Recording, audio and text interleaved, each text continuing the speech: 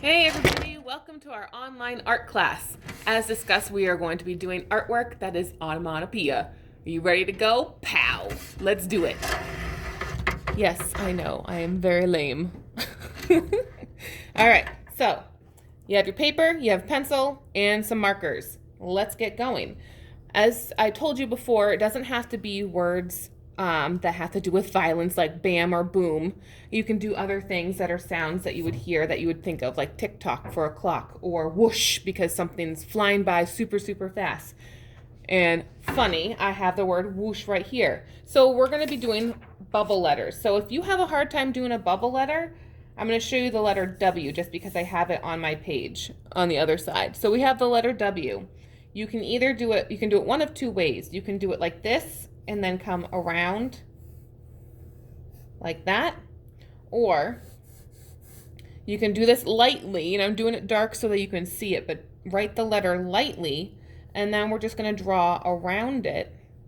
Oops. Like that, and then erase the middle. Now, when I say draw lightly your actual letter, the letter in the middle that was right here, I say lightly because now you see how I drew dark and you can see the ghost print of it. You don't want to see that, so draw lightly. So you've got your word and you're going to write it in the middle of your paper, and because it is the subject of your drawing, you are going to make it nice and big. In the style of comic book writing with the onomatopoeias, their letters tend to overlap a little bit.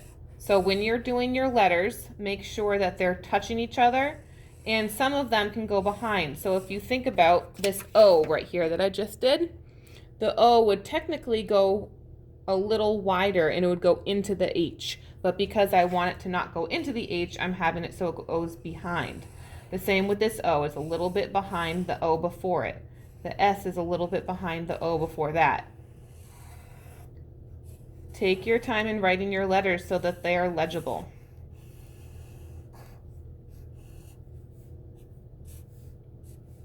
All right, now that we have that done, we are going to draw the three-dimensional part of it, okay? So we are going to be doing it by adding the three-dimensional part of it by adding the shadow beneath. So what you're going to do is anywhere on the bottom of your artwork, we're going to extend the letter down a little bit and fill it in. We're going to be doing something with the other parts of it too. So just do this one part with me. Don't go ahead, even though if you think you know what you're doing, just do the bottom of the letters like this with me. And with the O's that I have here and the S's, because they're loopy and round, I'm just going to do that all together. You don't have to be doing this with a permanent marker. You can use regular markers, is fine.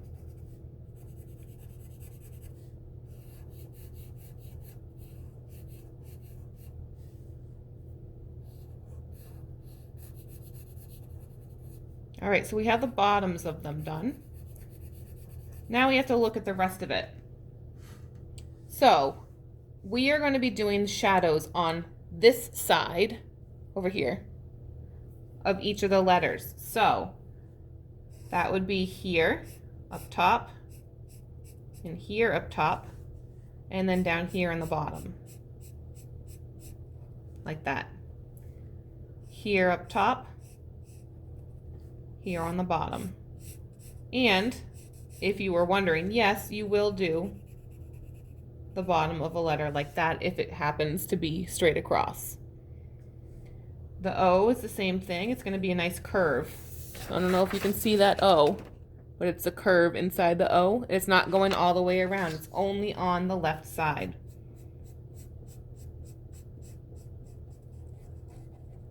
Same thing with the other O, and again, you're doing this with your own word. You don't have to do whoosh. You can do this along with me and practice before you get to do your own, but I want you to come up with your own word to do it on. And with same thing with the S, it's only going to be this little corner piece right here and this little corner piece up here. And if you are wondering, yes, you will do the bottom side of the top part up here. And then with the H, it's the same as the H before. I don't know if you noticed, but I also changed up the sizing that I have going on with my letters. So it went from from smaller to larger. You don't have to do that. That's just another way for showing whoosh as it's moving. Okay, so when something goes by, you see it small and it comes at you fast, and then it's big in front of you. All right, so you can also add an exclamation point at the end if you want to, and usually the exclamation point isn't attached to the word itself. It usually is spaced a little bit, but again, you're going to be doing the shading on the same side.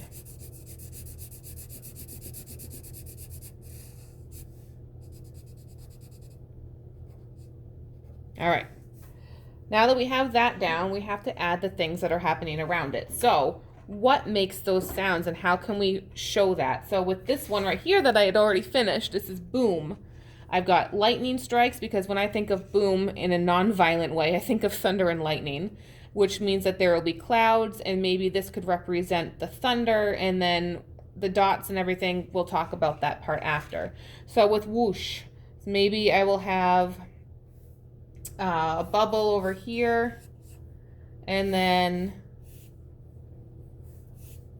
have it come out like that.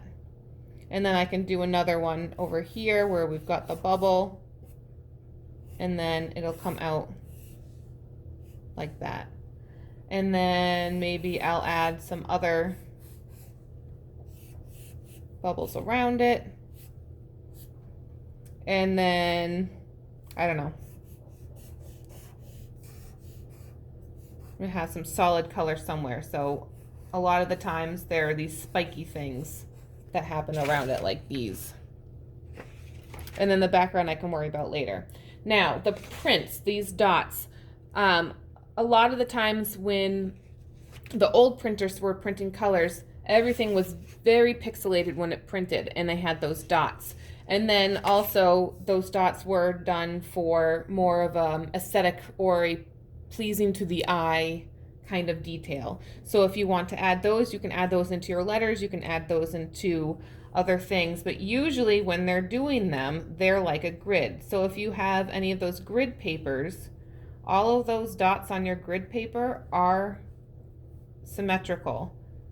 So if I were to draw or connect any of these together, you'd have a square in each of them, right? So if I were to connect these four here, you'd have a good square. So I'm going nice and slow, and I'm picturing the spacing between them and making sure that it is fairly even.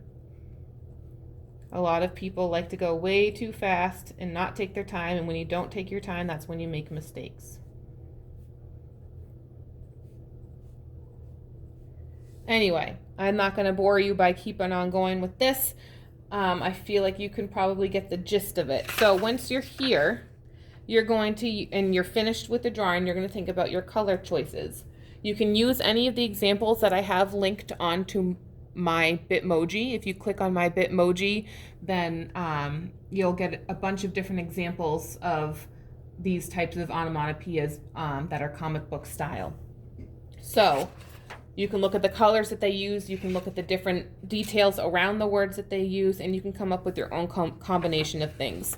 All right, so when you are done, you should have a fully colored, very detailed, very thoughtfully done, and thoughtfully done means planned out and not just on the spur of the moment, fully colored, if I didn't say that already, piece of artwork. So I hope you enjoyed your art class, and I'll see you next time. Pow!